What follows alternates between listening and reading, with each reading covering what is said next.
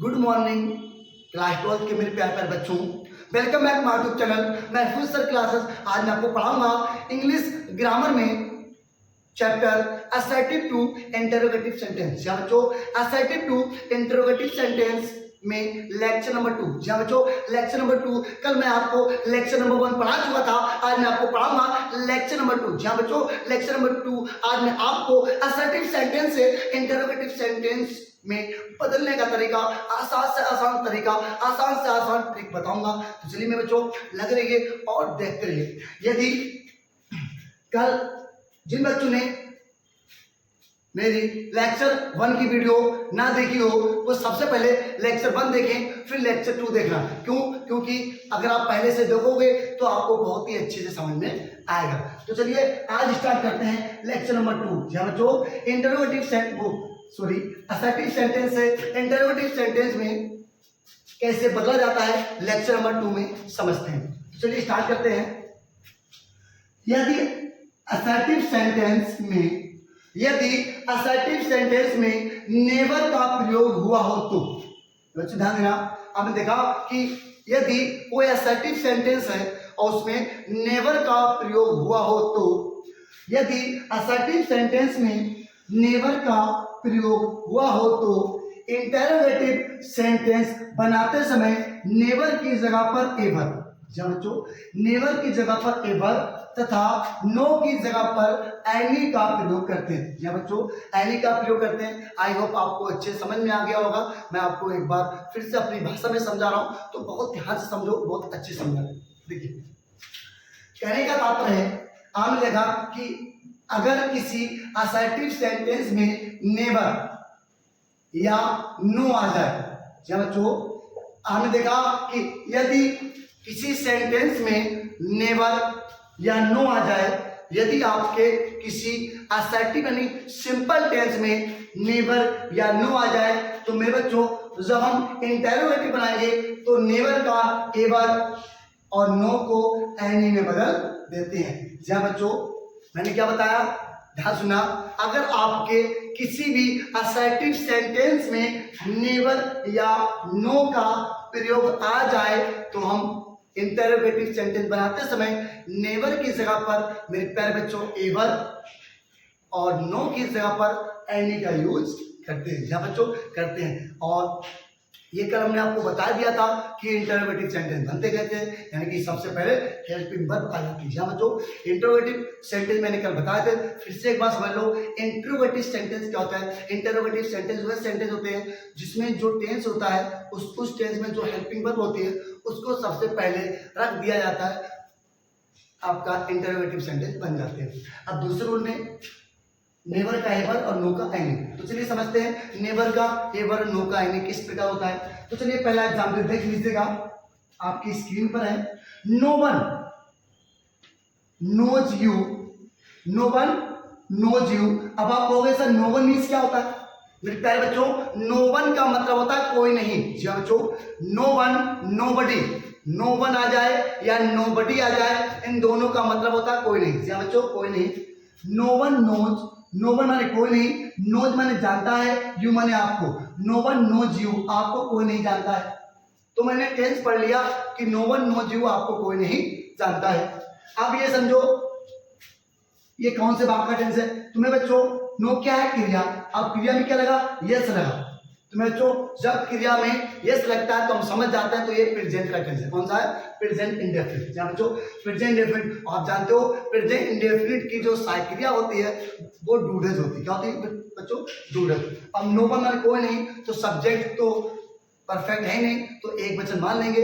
अब इसमें साइक्रिया डूडा जाएगी, सब्जेक्ट एक वचन है तो आएगा डच। क्या आएगा? डच। तो हम उसमें इंटरोगेटिव बनाएंगे तो साइक्रिया सबसे पहले आएगी डच। यहाँ बच्चों देखो हो गया। अब ये कैसे आया फिर से एक बार समझो।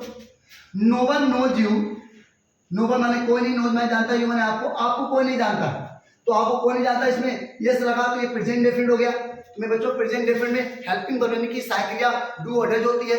ये एक वचन सब्जेक्ट है तो उसमें डज आएगा, और जब इंटरोगेटिव बनाएंगे तो डज पहले आता है। जहाँ बच्चों साइक्रिया सबसे पहले आती है, तो साइक्रिया पहले आ गई। अब क्या है? नो वन है तो बच्चों नो का क्या हो जाता है? नो का हो जाता है एनी। क्या हो जाता है? नो का एनी हो जाता है, यहाँ पे करेंगे एनी, और वन का वन तो एनी वन। जी हाँ बच्चों, नो वन का एनी वन हो गया। अब क्या है नोज, नोज क्या हो जाएगा नो, क्या हो जाएगा नो, क्योंकि मेरे प्यारे बच्चों जब हम प्रेजेंट डेफिनेट का सिंपल टेंस बनाते हैं तो यस या यस आ जाता है, और जब इंटरोगेटिव या निगेटिव बनाते हैं तो यस या यस का प्रयोग नहीं करते हैं, आप अच्छे से जानते होंगे। तो नोज का नो हो गया, फिर यू का यू हो गया आपका क्वेश्चन मार्क का चिन्ह, आपका सेंटेंस कंप्लीट हो गया। जब बच्चों ये सेंटेंस कंप्लीट हो गया, डज एनीवन नो यू, जब बच्चों डज एनीवन नो यू, उसके बाद कौन सा सेंटेंस है, नो वन माने कोई नहीं, कैन माने सकता, नो वन माने कोई नहीं, कैन माने सकता है, एवॉइड माने बचाना होता है। बच्चों एवॉइड आप कहोगे कि सर क्या होता है, AVOID, एवॉइड मीन्स होता है बचाना। जब बच्चों बचाना, बस मीनिंग अच्छे से आना चाहिए। नो वन माने कोई नहीं, कैन माने सकता है, एवॉइड माने बचा, इट माने इसे, no one can avoid it, इसे कोई नहीं बचा सकता। जहाँ बच्चों इसे कोई नहीं बचा सकता, बहुत अच्छे समझना। आई होप आपको अच्छे समझ में आ रहा होगा, और एक ही वीडियो में आज आपको फुल इंटरोगेटिव का लेक्चर नंबर 2 समझ में आ जाएगा, बहुत अच्छे से पढ़ना।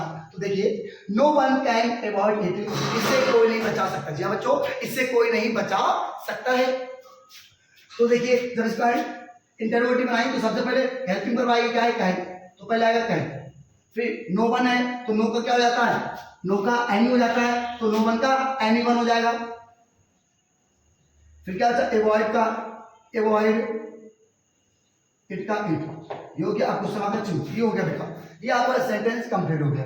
अब आइए नेक्स्ट सेंटेंस है, Ravi will never forget my kindness. तो मेरे बच्चों प्यारे बच्चों, इसमें सबसे पहले टेंस देखो ये कौन सा है, ये बिल आ गया, ये फ्यूचर इंडेफिनिट है। तो मेरे प्यारे बच्चों जब इसका इंटरोगेटिव बनाएंगे तो इंटरोगेटिव में हमने आपको बताया था सबसे पहले उस टेंस की हेल्पिंग वर्ब को सबसे पहले रखते हैं। तो उसमें हेल्पिंग वर्ब क्या है, बिल है, तो सबसे पहले आएगा बिल। फिर क्या है रवि, तो रवि का हो जाएगा रवि। फिर क्या है नेवर, तो नेवर का बच्चों बताता अगर किसी असर्टिव सेंटेंस में नेवर आ जाए तो नेवर का क्या होता है एवर। जी हाँ बच्चों एवर, तो नेवर का हो जाएगा एवर, इसको हम ऐसे कर सकते हैं, नेवर का एवर। फॉरगेट का फॉरगेट हो जाएगा, माई का माई, और काइंडनेस का काइंडनेस।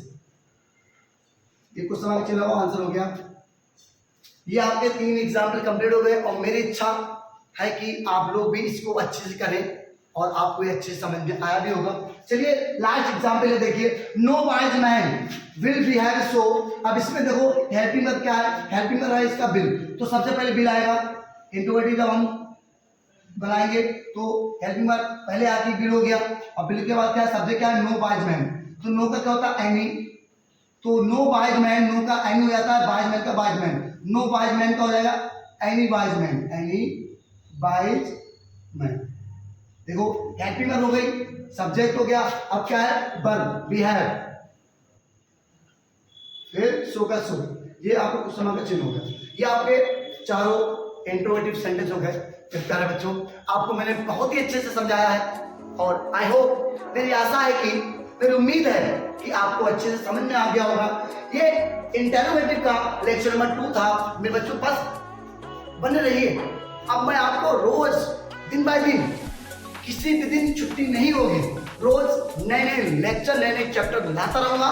और ये चैप्टर 4 लेक्चर का है, मैंने आपको एक लेक्चर पढ़ा दिया है, अब ये दूसरा लेक्चर है जो मैंने आपको अच्छे से समझाया है। जी बच्चों अच्छे से समझाया है, और शायद मेरे हिसाब से आपको ये सेकंड लेक्चर अच्छे समझ में आ गया होगा। जी बच्चों अच्छे से समझ में आ गया होगा। तो चलिए अब मिलते हैं नेक्स्ट वीडियो में और नेक्स्ट लेक्चर के साथ। जी बच्चों इससे पहले मेरे चैनल को सब्सक्राइब करें, लाइक करें, शेयर करें एंड कमेंट्स करें। जी बच्चों जय हिंद, जय भारत।